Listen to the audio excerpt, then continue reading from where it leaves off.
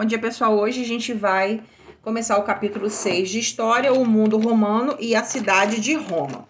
Então, nós temos aqui, neste capítulo, eu vou conhecer as origens da cidade de Roma, identificar as diferentes formas de organização política da Roma antiga, refletir sobre os conflitos entre patrícios e plebeus, compreender a conquista de direitos políticos como resultado de um longo processo de lutas, reconhecer o desenvolvimento do direito como um legado da Roma antiga. A gente olhando essa imagem aí,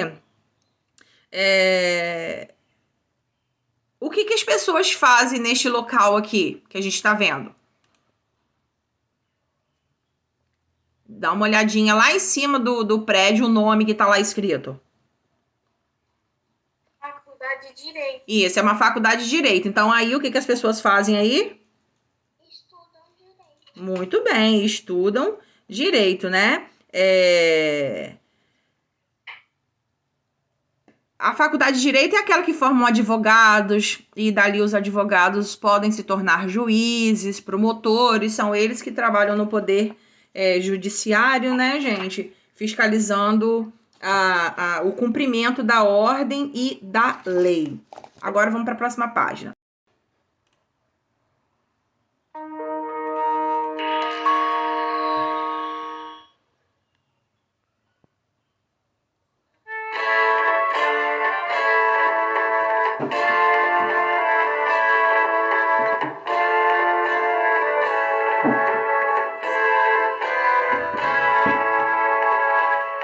Na cidade de Alba Longa, Amulho tomou a coroa de seu irmão Numitor, pai da princesa Réia.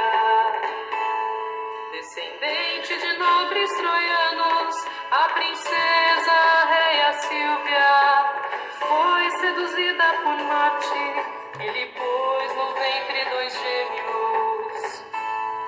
Seu tio, o rei Amulho, colocou-a num calabouço e os gêmeos abandonados num cesto no rio Tibre.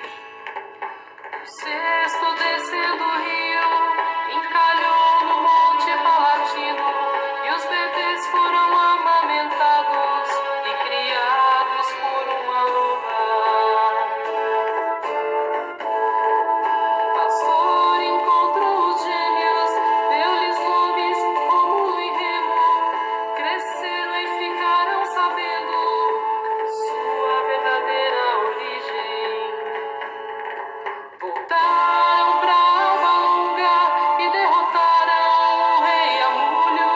Seu avô voltou a ser rei da cidade de Alba Longa e aos gêmeos deu o direito de fundar uma cidade lá no Monte Palatino, onde a Roma salvou suas vidas.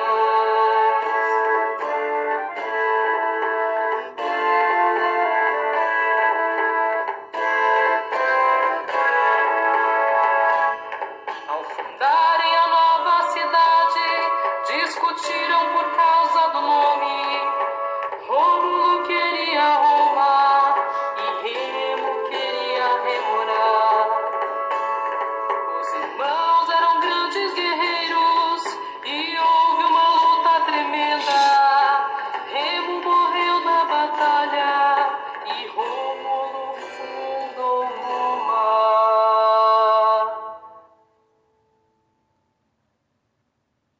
A gente viu a origem de Roma, né, gente? A história que conta a origem de Roma. Agora, se realmente eles foram amamentados pela loba, eu não sei não, sabe, gente?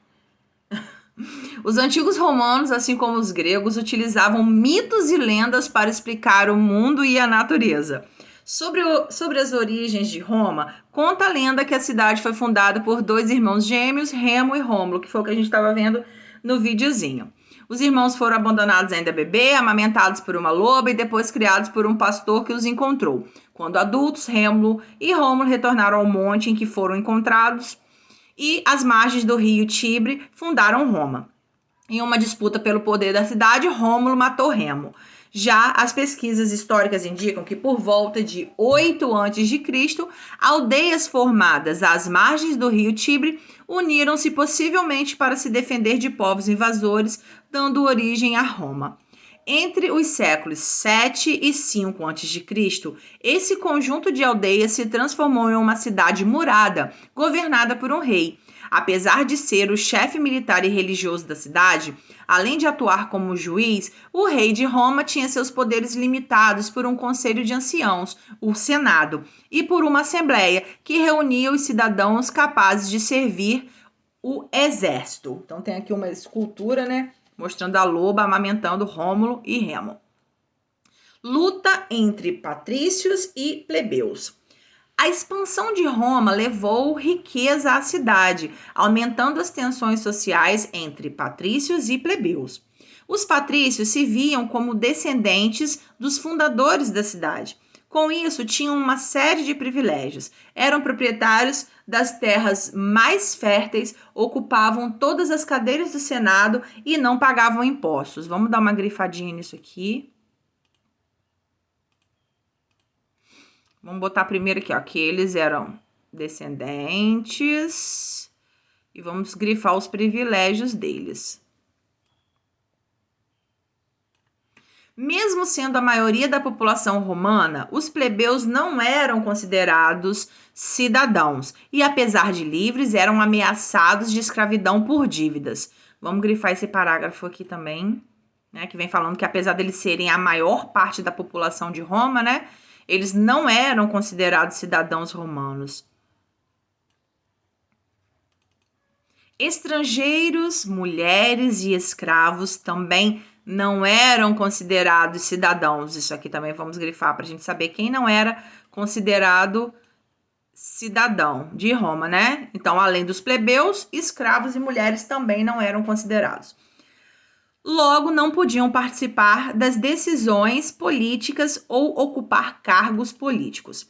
No final do século 6 a.C., no ano de 509 a.C., os patrícios derrubaram o último rei de Roma e criaram uma nova organização política chamada República. Apesar de derivar do latim res, coisa, e pública, pública de todos, a República Romana nasceu dominada pelos patrícios. Os plebeus não podiam exercer cargos públicos, mas já tinham direito à participação política. Vamos ver aqui, faz sentido. No mundo romano, Senado derivava da palavra latina senex, que significava velho, ancião. Na Roma Antiga, ele se referia ao Conselho de Anciãos da cidade. No mundo de hoje, o Senado é um órgão que faz parte do Poder Legislativo e é responsável pela elaboração das leis. É composto por políticos eleitos pelo povo. Então, eu quero que vocês grifem isso aqui para mim, ó. Senado derivava de senex, que significava velho, ancião, e na Roma Antiga eram os anciãos que faziam parte desse conselho. E quero isso aqui também, ó, que vocês grifem res, que significa coisa, pública de todos. Então, república, seria, o significado seria que é uma coisa pública, uma coisa de todos. Vamos lá para a próxima página. A conquista do Mediterrâneo e a ampliação dos direitos políticos.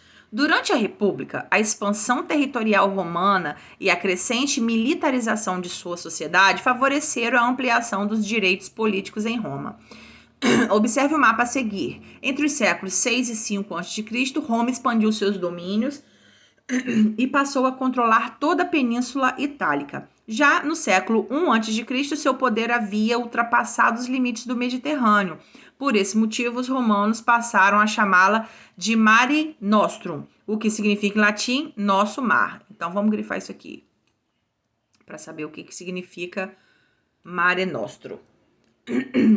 Então, aqui embaixo nós temos, né, mostrando a expansão política de Roma. Aí aqui nós temos a legenda. Marrom era Roma em 201 a.C., depois da Segunda Guerra Púnica. E aqui vem, ó, conquistas romanas, conquistas temporárias do governo Trajano e assim sucessivamente. Vamos para a próxima página. Diante do crescimento territorial romano, os plebeus foram convocados para fortalecer as fronteiras e assegurar os territórios conquistados, porém se recusaram a servir o exército. Com isso, conseguiram ser atendidos em algumas de suas exigências. Quer dizer, até então os plebeus não tinham direito a nada, mas como Roma precisava de pessoas para estar no exército, né, para defender o que era seu, começou a achar que os plebeus tinham algum valor, né? Aí os plebeus aproveitaram o momento e falaram assim: ah, não vamos servir o exército, e começaram a fazer algumas exigências.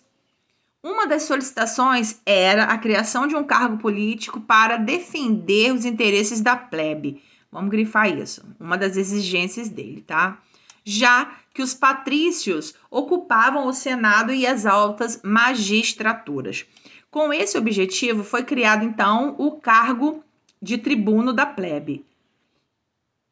Grifa isso aqui. Cargo de tribuno da plebe. Além da criação desse cargo, houve outras conquistas dos plebeus durante a República, mas eles não chegaram a beneficiar a todos. Os cargos políticos, por exemplo, ficaram concentrados nas mãos apenas daqueles que haviam enriquecido. Vamos grifar isso aqui. Então, quer dizer, os plebeus eles conseguiram alguns benefícios, só que não foi de todo bom grado, né? E nem beneficiou a todo mundo. O fortalecimento e a politização do exército levaram ao enfraquecimento do poder político do Senado e dos magistrados. No ano de 30 a.C., Roma deixou de ser uma república para se transformar num império. Vamos grifar isso aqui também. Aqui, ó.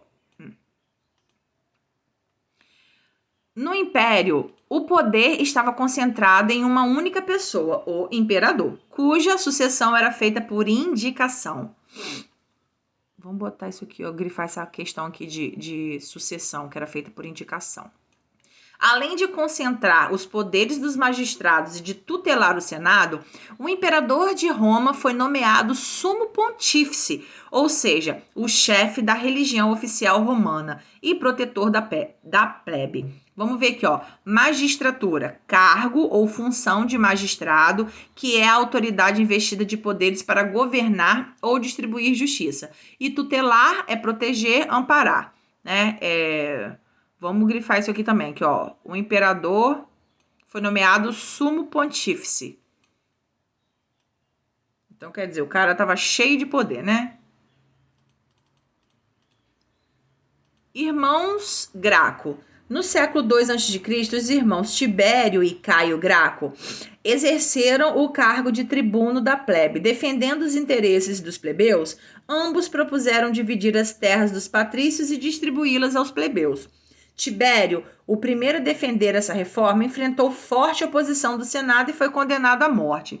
Ao retomar o projeto de seu irmão, Caio conquistou alguns avanços, conseguindo, por exemplo, distribuir alguns lotes de terra, mas ao propor a extensão da cidadania romana a outros povos, acabou morrendo em confronto com opositores. Após sua morte, as conquistas de Caio como tribuno da plebe foram revogadas pelo Senado. Direito romano e o legado de Roma. No século IX a.C., a publicação da... No século V a.C., com a publicação da lei das 12 tábuas, houve uma limitação do poder dos patrícios sobre os plebeus.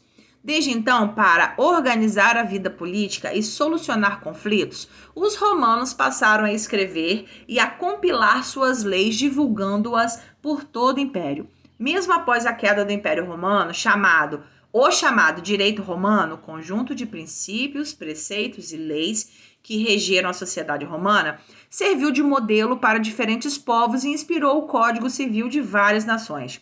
Hoje, os cursos de direito ensinam princípios jurídicos romanos que são utilizados com frequência por advogados, juízes e juristas. Então, quer dizer, a gente viu aqui que essa questão do direito romano, ele inspirou o Código Civil em outros países, ok? Agora, vamos para o livro de atividades complementares, página 88, para a gente fazer juntos, tá? O mundo romano e o legado de Roma. Com a expansão territorial, durante a República Romana, as tensões entre patrícios e plebeus aumentaram gradativamente. Leia as informações abaixo e assinale a alternativa que melhor descreve as diferenças entre patrícios e plebeus. Então, vamos lá. Eu vou ler as frases para vocês e vocês vão me dizer se sim ou não, tá? São 3 conjuntinhos de frases. As primeiras 2 frases. Os patrícios possuíam privilégio, controlavam as propriedades mais férteis e não pagavam os impostos. Os plebeus faziam parte da nobreza romana e não podiam ocupar cadeiras no Senado. Vocês acham que todas as informações aqui estão corretas? Sim. Não, os plebeus eles não faziam parte da nobreza. Tem que se atentar que às vezes nessas questões só tem uma palavrinha que faz tudo ficar errado, tá? Próxima. Os patrícios ocupavam quase todas as cadeiras do Senado e não pagavam impostos. Os plebeus não eram considerados cidadãos e por esse motivo não pagavam impostos. Errado, que com certeza eles pagavam impostos, né, gente? Agora, os patrícios tinham vários privilégios, possuíam as melhores terras e não pagavam impostos. Os plebeus eram livres, não eram considerados cidadãos e pagavam impostos. Sim. Isso, tá certo, tá? Os patrícios, eles formavam a maior parte da aristocracia romana. Controlavam o poder político, tinham as melhores terras, eles não pagavam impostos. Já os plebeus, apesar deles serem livres, eles não eram considerados cidadãos, mas eles eram obrigados a pagar impostos, né? Que absurdo. Vamos para a próxima página.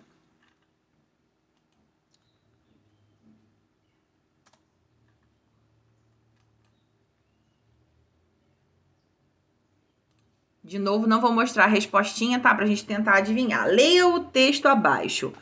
Por fora e por dentro, tudo era resolvido em torno de um pequeno número de homens.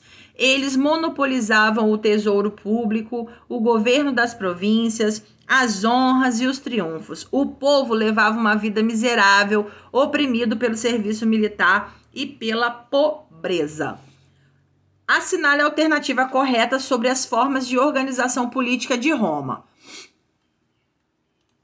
Vamos lá. Aqui nós temos 3 opções, tá? Eu vou ler as 3 e vocês vão dizer qual que vocês acham que tá de acordo. Primeiro, o texto trata dos princípios, preceitos e leis aplicados em Roma, configurando o direito romano e o poder concentrado nos patrícios. Outra, as obrigações e deveres, de acordo com o texto, deveriam ser iguais para plebeus e patrícios, seja no governo, seja nos negócios privados. Outra, as formas de organização do Estado romano são embasadas pelo direito e podem ser encontradas nas nações hoje. Qual que vocês acham que é? A 1, a 2 ou a 3? A 2. A 2.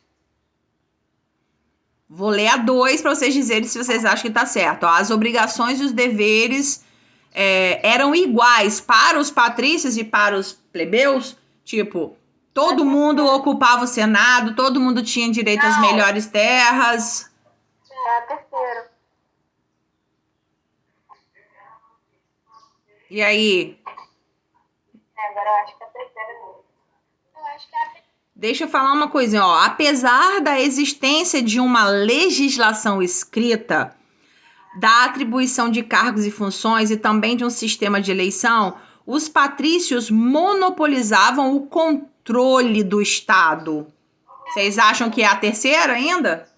É a primeira, tia. Isso aí, é a primeira, que trata dos princípios, dos preceitos das leis aplicados em Roma e que o poder estava concentrado nos patrícios. Realmente precisava de um tempinho para pensar aí, a gente tá meio apertadinho aqui, né? A questão número 15, ela pega a página 89 e a 90, tá? E ela vem falando sobre o domínio romano expandir os seus limites entre os séculos 6 e 1 a.C., ultrapassando as fronteiras da bacia do mar Mediterrâneo. Qual dos mapas a seguir ilustra melhor a expansão de Roma? Então, a gente logo vê aqui que é o primeiro mapinha, né? Que é igualzinho aquele lá do livro. Esse aqui não mostra nada e esse aqui muito borradinho. Próxima, vamos corrigir a 16. Leia o texto abaixo. A substituição da monarquia pela república foi um ato revolucionário dos patrícios, que afastaram a realeza comprometida com as camadas inferiores. Ao derrubarem a monarquia, os aristocratas romanos recuperavam o poder que haviam perdido com a intervenção dos reis etruscos em Roma. Então, nós temos aqui, ó, quem presidia as sessões do Senado e quais eram as funções dos senadores. Eram os patrícios, pois estes mantinham as tradições e a religião, supervisionavam as finanças públicas, entre outras questões ligadas à aristocracia, tá? O poder político estava concentrado nos patrícios, enquanto os plebeus permaneciam excluídos do Estado, ainda que tivessem algum direito, como o de eleger o tribuno da plebe. Cabia aos senadores zelar pela religião e tradição romana, aprovar as leis e controlar o dinheiro público. A hegemonia patrícia não evitou tensões e conflitos com a plebe. O que acontece? Apesar dos plebeus serem livres, eles não eram cidadãos, eles não tinham direitos como cidadãos, estava tudo na mão dos patrícios, dos aristocratas, tá? Tudo referente à religião, à tradição, às finanças, né? Tudo estava na mão dos patrícios. Agora, leia as afirmações abaixo sobre a origem do povo romano, segundo pesquisas históricas. Aí vamos ver qual que está correta, tá? A ascensão de Remo, após a derrubada do irmão, deu início à cidade de Roma. Foi Remo? Não. Então, essa aí a gente já sabe que é falsa, né? Essa primeirinha aqui, ela é falsa. Então, a gente já sabe que essa aqui, ela não está correta, né? Próxima frase. A população que ocupava as margens do rio Tibre uniu-se formando uma cidade. Sim. Isso, essa aqui é verdadeira. Agora a última. Segundo a lenda, os irmãos Rômulo e Remo cresceram juntos e se uniram para fortificar as muralhas das aldeias próximas ao Tibre, dando origem a Roma. Falso. Falso, né? Porque eles não se uniram coisíssima nenhuma. Então, então ali qual é a opção certa? É aqui, tem a questãozinha número 2, né, gente? Que foi a única afirmação que estava correta. E aqui a gente fecha a disciplina de história de hoje.